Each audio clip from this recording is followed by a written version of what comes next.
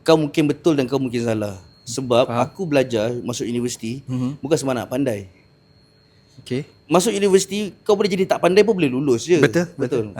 Kau jadi beban kepada kawan-kawan kau. Betul. Kau kena kau Free rider lah. free rider Yes. memang ramai kau tahu. Boleh je tak ada masalah. Tapi kau kena ingat, kau kena belajar tinggi sebab tangga gaji.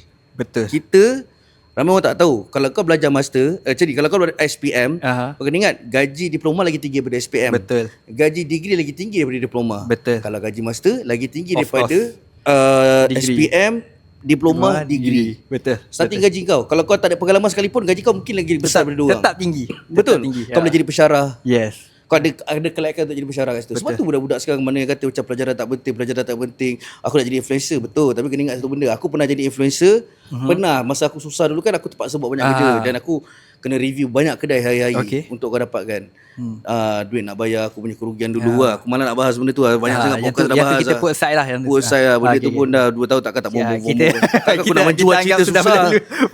Aku dah senang. Alhamdulillah dah senang. Aku cerita susah-susah ni, aduh penat lah.